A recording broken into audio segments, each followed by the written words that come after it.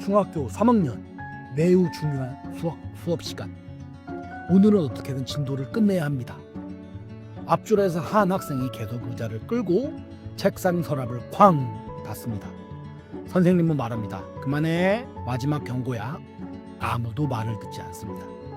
그때 뒤쪽에가 누군가 툭 던집니다. 선생님, 그냥 한번 혼내세요. 교실이 조용해집니다. 조용히 공부하던 학생은 고개를 들고 교사를 봅니다. 이 순간 체벌은 폭력이 아니라 해결책처럼 보입니다. 오늘은 묻겠습니다. 체벌은 교실을 살리는 선택인가? 아니면 다른 것을 잃는 선택인가? 같은 장면을 4가지 기준으로 보겠습니다.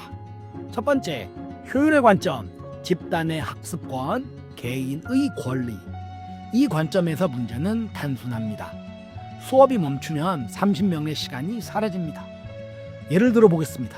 한 학생의 방해가 7분간만 이어져도 우와, 7 곱하기 29는 203분. 한 교시에 집중 가능한 시간이 통째로 날아갑니다.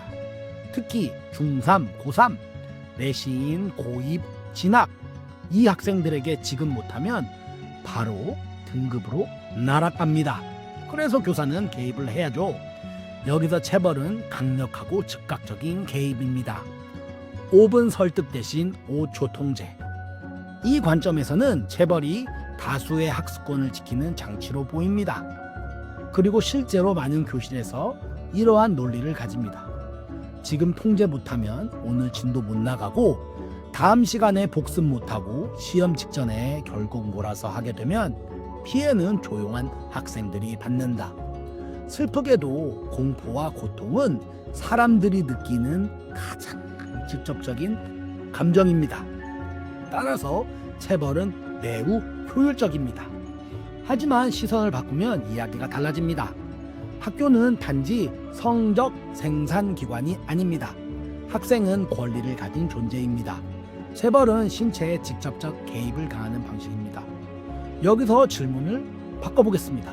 효율을 위해 개인의 권리를 어디까지 제한할 수 있는가? 이건 단지 철학 질문이 아닙니다. 예를 들어 체벌이 가능해지는 순간 학생들은 이렇게 배울 수도 있습니다. 내가 약한 위치에 있으면 상대가 내 몸에 개입해도 된다. 그 말은 힘이 있는 자, 즉 교사와 힘이 없는 자, 학생 간에 문제가 생겼을 때 폭력이 효율적이고 합법적인 수단이 될 수 있다는 말입니다. 또 하나, 교사마다 기준이 다르면 문제가 생깁니다. 어떤 교사는 딱 한 번 경고, 어떤 교사는 3번까지 참고, 어떤 사람은 그날 기분에 따라. 그러면 학생에게 남는 건 규칙이 아니라 사람 눈치입니다. 집단의 기회를 지킬 것인가, 개인의 권리를 끝까지 보장할 것인가. 같은 체벌이 한쪽에서는 보호로, 다른 쪽에서는 침해로 보입니다. 두 번째 관점, 교육의 질, 개별 맞춤 성장 vs 사회적 형성. 요즘 교육에서는 창의성을 중요시 여깁니다. 창의성은 학생이 자기 생각을 자유롭게 말할 수 있을 때 나옵니다. 예를 들면 이런 장면입니다. 국어 시간. 소나기 해석을 하는데 한 학생이 손을 듭니다. 선생님, 저는 이게 사랑이 아니라 불안 이야기 같은데요. 교사가 웃으며 묻습니다. 왜 그렇게 생각하니? 학생이 자기 근거를 말합니다. 다른 학생이 반박합니다. 교실에 대화가 생기고 이 순간이 교육입니다. 뿐만 아니라 창의성은 개개인이 가지고 있는 다른 성질, 능력을 개발해 두는 것입니다. 하지만 체벌이 항상 가능한 옵션으로 떠 있는 교실에서는 학생이 말을 고르기 시작합니다. 이 말이 버릇없어 보이면 어떡하지? 뜰리만 했다가 지키면 어떡해? 오늘 선생님 아침에 부부싸움 하지 않았을까? 그때부터 교실은 조용해집니다. 하지만 이 조용함은 몰입이 아니라 위축일 수도 있습니다. 이 관점에서는 체벌이 교육의 질을 떨어뜨릴 위험으로 보입니다. 학생을 이해해서 지도하는 교육이 매우 어려워집니다.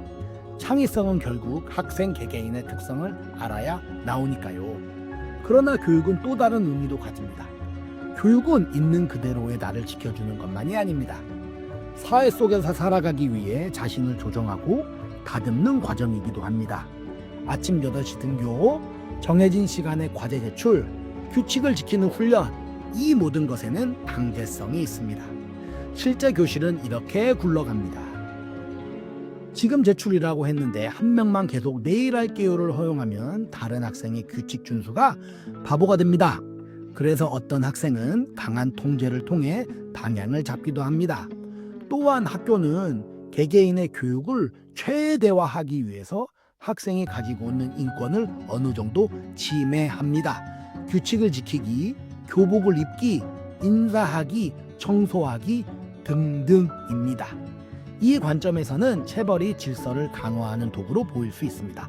즉, 개성의 확장과 사회적 형성 사이의 긴장입니다. 세 번째 관점, 자율성.